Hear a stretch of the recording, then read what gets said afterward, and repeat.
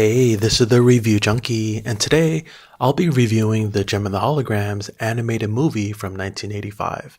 As always, my review will be illustrated and the artwork is done by myself. And if you like movies, art, and comic books, please hit that subscribe button because all my reviews are hand drawn. I love to draw and talk about movies, and I thought what a great way to create a unique channel doing both. So help make my dreams come true so I can do this full time. Like, subscribe, and feel free to share this with your friends so my channel can become official someday. I will try to keep this as non-spoiler as possible for anyone who hasn't seen it and touch on some of the key points without giving away specific storylines, reveals, etc., and let you know if this is worth checking out on DVD or streaming. So the first 5 episodes are sometimes referred to as the movie when released on physical media. This is an origin story told via flashbacks, but it's only in present time for 30 seconds in episode 1.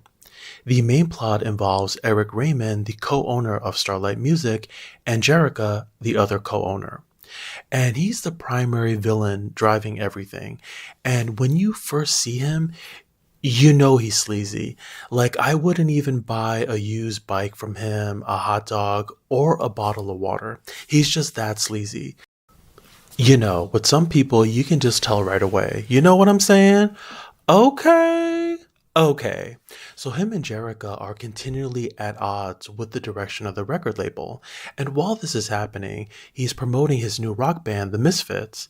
Perfect name, right? Like, what else could they have possibly been called looking like this? They can't be called The Daisies or The Roses. Okay. So Jerica decides to create her own singing group to rival the Misfits with the help of her magical earrings. And her earrings are linked to a supercomputer named Synergy that has the ability to create realistic looking holographic images. So all of this takes place in the backdrop of a singing competition called Battle of the Bands. So Eric makes a deal that he'll give her full control of the record label if she wins the competition. You know, think of it as American Idol, but you get so much more than a record deal. Obviously, there has to be drama, twists and turns, right? So what keeps us coming back are those hurdles thrown at the girls, how Jerica maintains her secret identity of being a boring blonde by day that becomes a famous pop star. There's also a love triangle going on, family drama, and people who are possibly onto what is going on and trying to exploit the earrings technology. And Jerica is clearly way in over her head trying to keep all of that a secret. So I wanted to do something different today because movie fans have their go-to critics on YouTube. My channel is really small and everyone's probably already seen a review of the new releases by the time my review finally comes out. So I wanted to change things up a bit and go down Miss Memory Lane today. And I'm actually in shock. This show is celebrating its 40th anniversary this year. So this review is appropriate and timely. And it's funny how things kind of never go out of style. And this is an example of a show that kind of gets a new life every few years. So I think most kids of the 80s know about the show. And maybe if you were a kid in 1990, but I don't recall any reruns being aired anywhere after 1990. So this is one of those shows with universal appeal for all kids and for many reasons. This could be for the boys batting on the other team that don't know it yet, and for some of the ladies batting on the other team, if you know what I'm saying. Okay. I think its magic sauce is that it's secretly a superhero show in disguise, but with a pop star. She's literally a female version of Batman with a dual identity, money, and her own version of a Batmobile. And of course, it had to mimic the 80s, right? Because you know hot pink was the color of that decade. And the music here is probably the main highlight that made the show special. You get 3 songs in every episode by the talented Britta Phillips, and I'll include some links in the description so you can hear some of the songs. And what other kids show had 3 new songs in every episode, right? These are catchy songs, they get stuck in your head, and I remember this being one of my first exposures to music as a kid.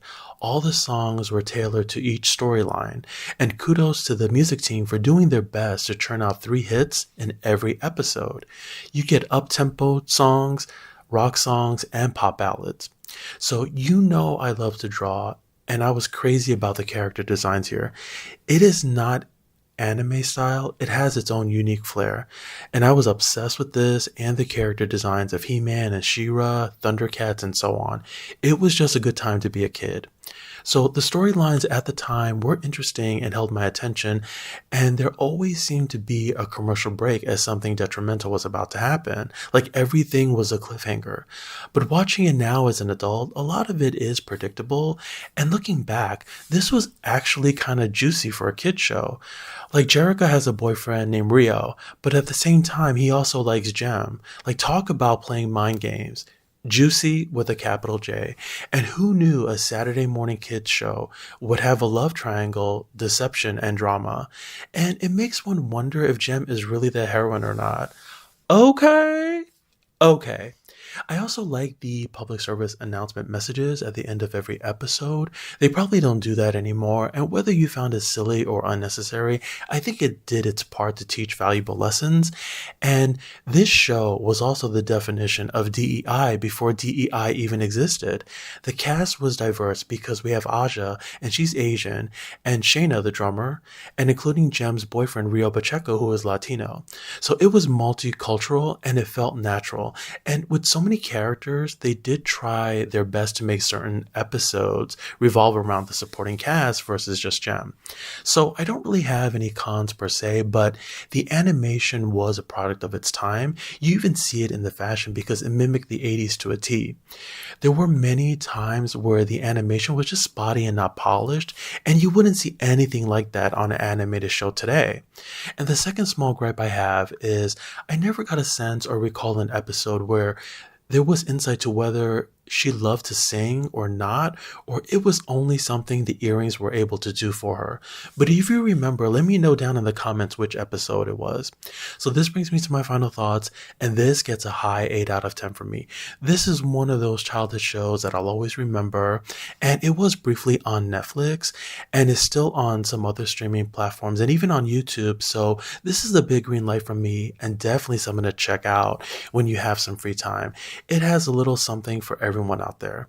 So thank you again for checking out my review. If you like, please subscribe, helps the channel out a lot. Hit that thumbs up button. Feel free to share this with your friends. And if you happen to have a movie you'd like me to review, please let me know.